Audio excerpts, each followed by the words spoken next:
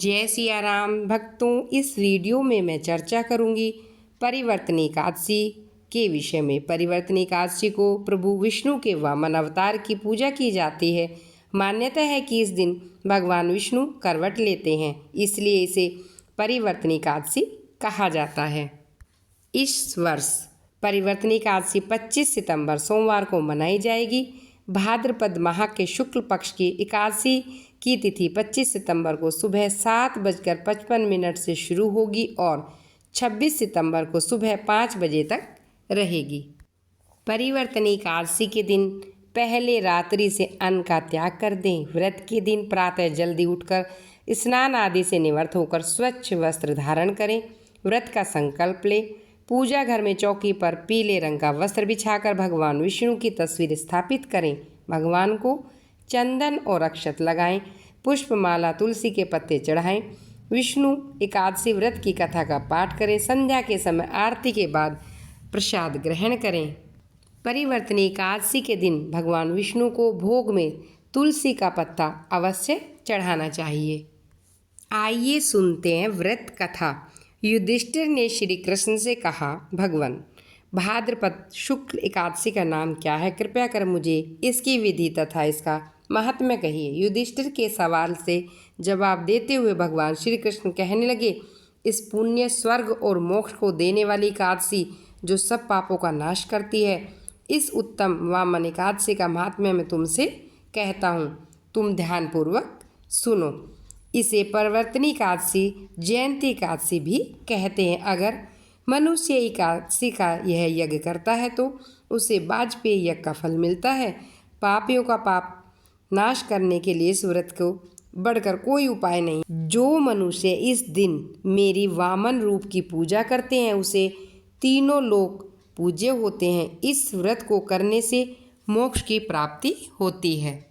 जो भाद्रपद शुक्ल एकादशी को व्रत और पूजन करता है उसका फल वही है जिसने ब्रह्मा, विष्णु सहित तीनों लोकों का पूजन किया है। अतः हरिवासर अर्थात एकादशी का व्रत मनुष्य को अवश्य करना चाहिए।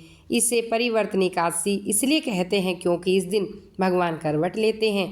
श्री कृष्ण के वचन सुनकर युधिष्ठिर ने कहा, भगवान, मुझे अति संदेह हो रहा है। आप किस तरह करवट लेते हैं? किस तरह सोते हैं? आपने किस तरह राजा बलि को बांधा था और वामन का रूप धारण किया था? चतुर्मास के व्रत की कथा आप मुझे कहें।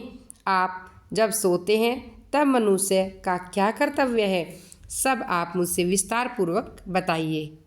श्री कृष्ण ने कहा, राजन, एकादशी की व्रत कथा का श्रवण करें। त्रेता युग में बलि नाम का एक दैत्य था। वो मेरा परम भक्त था। उसने मुझे प्रसन्न करने के लिए कई तरह के वेद सूक्तों के साथ पूजन किया। साथ ही वो लगातार ब्राह्मणों का पूजन करता था, यज्ञ के आयोजन करता, लेकिन उसे इंद्रदेव से द्वेष था। यही कारण था उसने इंद्रलोक तथा सभी देवताओं पर अपना आधिपत्य हासिल कर लिया था। बलि से सभी देवतागण बेहद दुखी थे। ऐसे में वे सभी एकत्र होकर भगवान के पास गए। बृहस्पति सहित इंद्र आदि देवता प्रभु के निकट गए और नतमस्तक हो गए। वो वेद मंत्रों से भगवान का पूजन करने लगे। अतः मैंने वामन रूप धारण किया। यह मेरा 5वां अवतार था। फिर अत्यंत तेजस्वी रूप से मैंने राजा बलि को परास्त किया। यह सुनकर राजा युधिष्ठिर बोले, जनार्दन, इस अवतार में आपने दैत्य महाबली को कैसे जीता? श्री कृष्ण ने कहा, मैंने बलि से 3 पग भूमि मांगी थी। राजा बलि ने इस इच्छा से तुच्छ समझा और मुझे वचन दे डाला।